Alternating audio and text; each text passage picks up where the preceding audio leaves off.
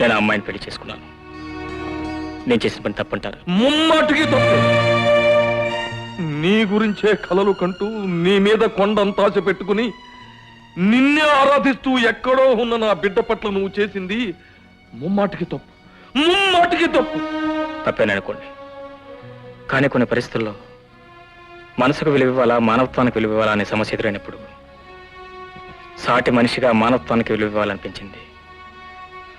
నేను కట్టుకున్న పిల్ల మీ బిడ్డ అయితే నేను చేసిన పనికి మీరే ఉంటారు? ఆనందించేవాణ్ణి, అభినందించేవాణ్ణి. కానీ నా పరిస్థితి వేరు. ప్రస్తుతం నేను నీ చేత ద్రోహం చేయబడ్డ ఒక ఆడపిల్ల తండ్రిని. తను అనుకున్నది దక్కకపోతే సహించలేదు, తను అనుకున్నది అందకపోతే భరించలేదు. అలాంటి ఆడపిల్ల తండ్రినయ్యా నేను. నువ్వు చేసిన పని దానికి తెలిస్తే అది ఏమైపోతుందో ఒక్క క్షణం ఆలోచించావా? ఆలోచించానండి. ఎంత మంకుతనం, ఎంత మొండితనం ఉన్నా నన్ను అర్థం చేసుకునే మంచితనం, నన్ను క్షమించగలిగే ఔదార్యం మీ అమ్మాయికి ఉన్నాయండి. నువ్వెన్నైనా చెప్పు కిరణ్, మనిషిగా నువ్వు చేసిన పని మహోన్నతమైందే కావచ్చు. కానీ నా దృష్టిలో నా బిడ్డ పట్ల నువ్వు చేసిన పని మాత్రం మహాపరాధం. నలుగురిలోనూ నీ కాబోయే భారీగా నిర్ణయించబడ్డ నా బిడ్డ గురించి కానీ, మా పరువు ప్రతిష్టల గురించి కానీ ఒక్క నిమిషం ఆలోచించావా? ఏమీ కాని ఒక ఆడపిల్లను ఉద్ధరించాననుకుంటున్నావే తప్ప అన్నీ నువ్వే అనుకున్న నా బిడ్డ గురించి ఒక్క నిమిషం ఆలోచించావా? ఆలోచిస్తే ఇంత దారుణమైన పని చేసి ఉండవు. నువ్వు అన్నీ మర్చిపోయి, అంత మర్చిపోయి నువ్వింత పని చేశావు అంటే మీరు నన్ను అర్థం చేసుకోగలని ధైర్యం నేనే కాదు, నా స్థితిలో ఉన్న ఏ కన్న తండ్రి నిన్ను క్షమించలేడు, క్షమించడు.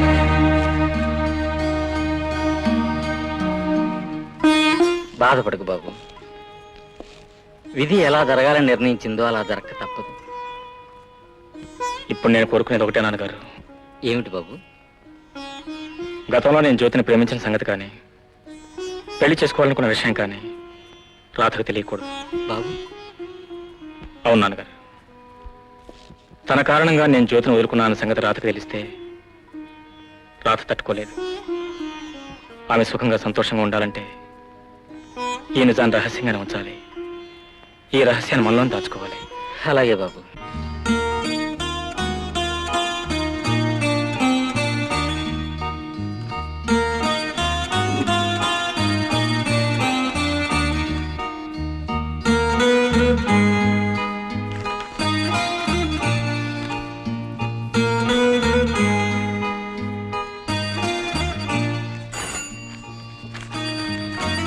నువ్వు అర్జెంటుగా పోస్ట్ ఆఫీస్కి వెళ్ళి మ్యాటర్ టెలిగ్రామ్ ఇవ్వాలి.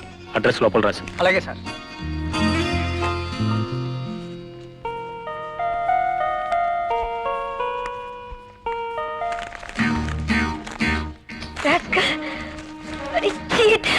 జ్యోతి, వాట్ హ్యాపెండ్? 10 మంది ముందు ఆలు మగలనిపించుకున్నావు. నేను ఇంకే వెళ్ళగానే పెళ్లి చేసుకోవాలనుకున్నాను. ఆ కిరణ్ ఇంకో అమ్మాయిని పెళ్లి చేసుకున్నాడట. టెలిగ్రామ్ ఇచ్చాడు. నేను ఇది ఏమాత్రం సహించలేను. జ్యోతి, ఈ రోజు డేట్ ఎంత? Date April 1. కిరణ్ నిన్ను ఫూల్ చేయాలనుకున్నాడు, టెలిగ్రామ్ ఇచ్చాడు. అనుకున్నట్టే నువ్వు ఫూల్ అయ్యావు. అంటే కిరణ్ నిజంగా పెళ్లి చేసుకోలేదన్నమాట. రాస్కల్, నన్ను ఏడిపించాలని ఇలా టెలిగ్రామ్ ఇస్తావా? ఉండు, నీ సంగతి నేను చెప్తాను. నేను ఇలాగే టెలిగ్రామ్ ఇచ్చి నిన్ను ఫుల్ చేస్తాను. Sir, Telegram.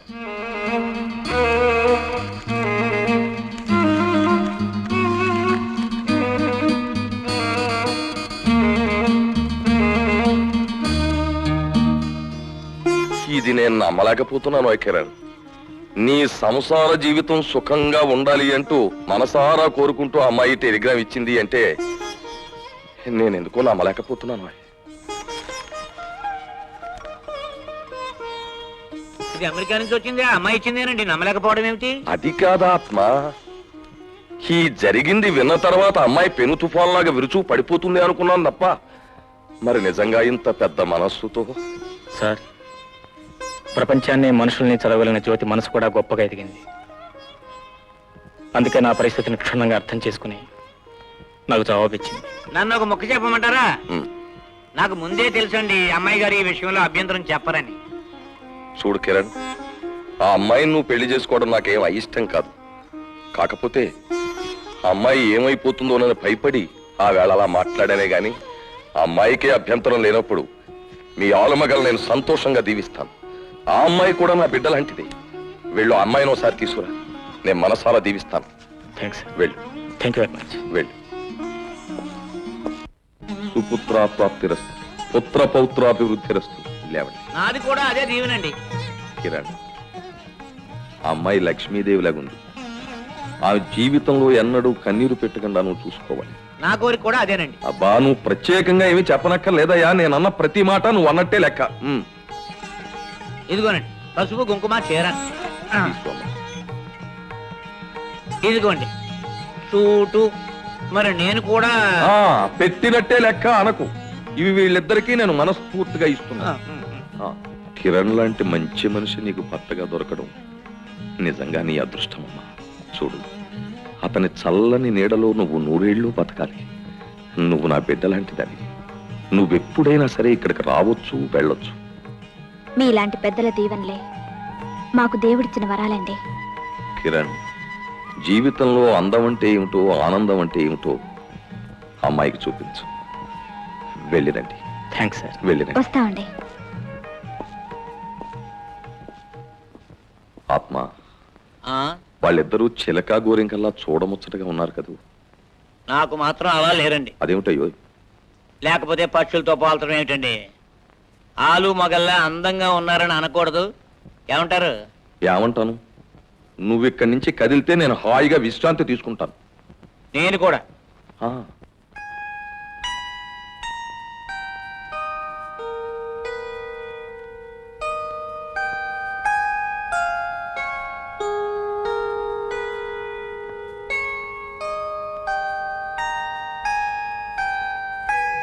ఏమిటా కన్నీళ్ళు? దైవం లాంటి మీకు దగ్గరయ్యాననే సంతోషంతో పొంగి పొర్లే ఆనంద బాష్పాలండి.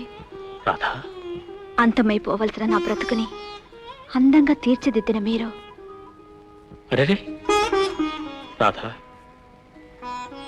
భార్యకి భర్త మీద ఉండవలసింది భక్తి కాదు, ప్రేమ. ఆ ప్రేమను చూపించవలసింది ఇలా కాళ్ళకు దండం పెట్టి కాదు, భర్త కోగిల్లో కలిసిపోయి ఇలా కరిగిపోయి.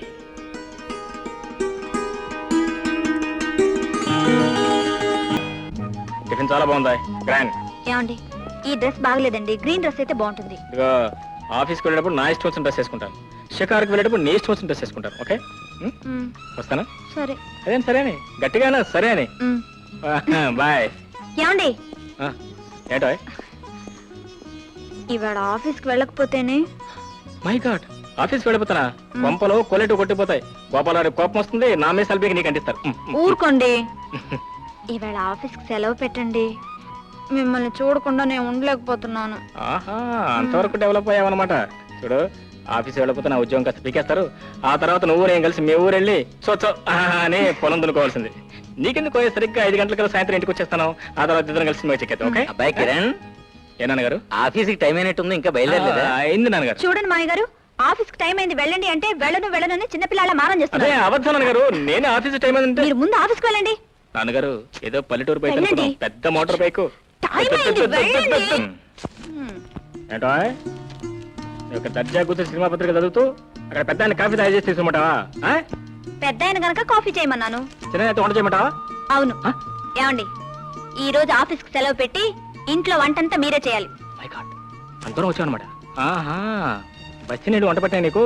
ఇవాళ ఏం కాఫీ చేయమంటావు, రేపేం వంట చేయమంటావు, ఎల్లుండి ఏం బట్టలు ఉతకమంటావు, తర్వాత ఏం బాత్రూమ్ తోడమంటావు. నిన్ను ఏమిటాయి మూడు పంగనావాలా? పెట్టి పెట్టి పెట్టి. 3 రోజులు. ఓహో, అర్థమైందిలే. పడగ్గది పంగనావాలా? ఇంకా ఈ చేదస్తాలంటే ఈ మోడర్న్ డేస్ లో. అయినా ఇండియన్ ప్రయోజనం ఉందిలే. పల్లెటూరు బయట తెలిసే కదా కట్టుకున్నాను మెడకి గుద్ది బండని. ఇక్కడ కూర్చో. ఇక్కడ ఒళ్ళు మెత్తగా ఉంటుంది. ఇలా అందరికి దూరంగా కూర్చోవడం నాకు మాత్రం సరదానా? అందరిలోనూ కూర్చుని శ్రీమంతం చేయించుకోవాలని నాకు ఉంటుంది. ఇంకే చేయించుకో. మీదే ఆలస్యం. నాదేం ఆలస్యం? నా ప్రయత్నం నేను చేస్తున్నా కదా. చెప్పండి. అది సరే, తమ పలహారం ఏం ఆరగిస్తారు? మేకాహారమా శాకాహారమా? శాకాహారమే. పెళ్లికి ముందు మొరుక్కున్నాము, తరుక్కున్నావో అది ఎలాగో తప్పలేదు. ఈ పాడిపీడ పెళ్లి అయిన తర్వాత కూడా తప్పట్లేదే. ఏమండి ఉమ్, ఆ కూరలో చిటికెడు ఉప్పేయండి. చిటికెడు ఉప్పు, ఉప్పు చిటికెడు. ఎలాగో ఇంత. ఇంత ఇంత ఉప్పు. అవి కడగాలండి. ఆ మాత్రం మాకు తెలుసులేండి. అది తెలిసే ముందే నీళ్లు మరగబెట్టాం. ఈ మొక్కలు లోపలికి కలుపుకుంటా. సరే ఆ క్యారెట్ తరిగేయండి. క్యారెట్ సరే, క్యారెట్ తరగవలను. చిన్న ముక్కలండి. పెద్ద వంటగది బయలుదేరింది. చిన్న మొక్కలు పెద్ద మొక్కలు. అమ్మో కోసుకుంది. అయ్యో నన్ను ముట్టుకున్నాయి. ఉండు మా నాన్నతో చెప్తా. నాన్న ఈ అమ్మాయి 3 రోజులు తట్టుకున్నా నన్ను ముట్టుకుంది. ఏమండి అరవకండి, తలస్నానం చేస్తే సరిపోతుంది. సరిపోతుందా? ఆ. నాకేం కాదుగా. ఆహా. అయితే రా ఉమ్. రా.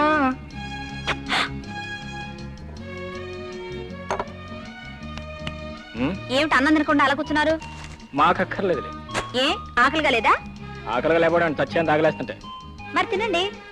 పళ్ళెంలో అన్నం బారేసి తినమంటే తినడానికి పెళ్ళం అక్కర్లేదండి. ఆ. హోటల్స్ ఉన్నాయి. మ్మ్. 5 రూపాయలు పడిస్తే బ్రహ్మాండమైన భోజనం విత్ మటన్ అండ్ కర్డ్. మ్మ్. వెళ్ళి తినరండి. అందరూ వచ్చామన్నమాట. మ్మ్. ముద్దు మొగుడు గొంతులోంచి ముద్ద దిగాలి అంటే భర్త మీద ఉన్న ప్రేమనంతా రంగరించి ముద్దలు చేసి నోటికి అందించాలి. అప్పుడు గబుక్కని మింగేస్తాను. మ్మ్. ఎత్తుకుని ఆడించాలని లేదు. ఆ పని నేను చేస్తాను. ముందు నా పంచుడు ఆకలేస్తుందో. ఛీ. ముక్కలో ఆకలో. ఆ. ఆ.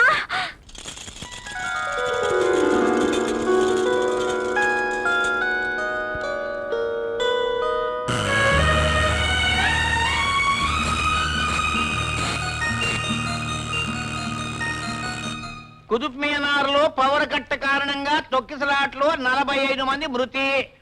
కిరసనాల క్యూలో కుమ్ములాట, 3 కాళ్ళు విరుగుట.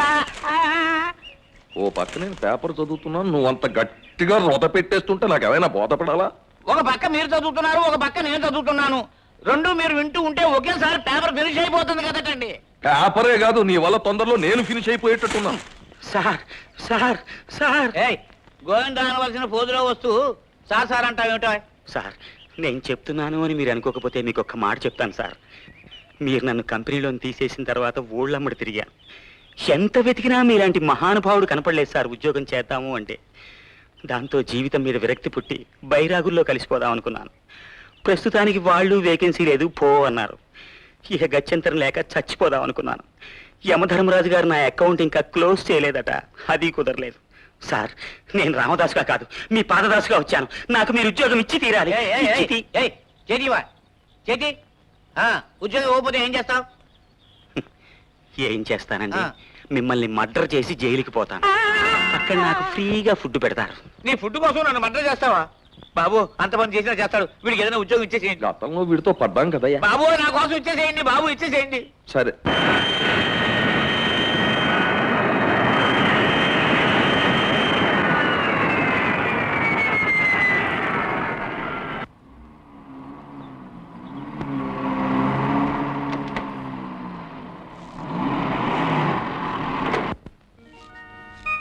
డాడీ కిరణ్ ఎక్కడ డాడీ? ఎయిర్పోర్ట్ లో కనిపించలేదు, ఇక్కడ లేడు.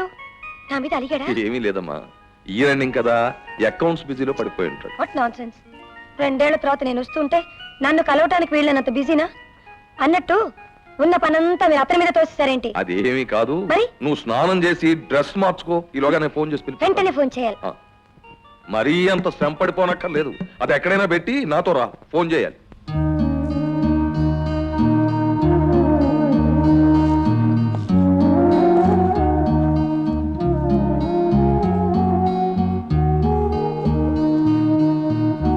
జ్యోతి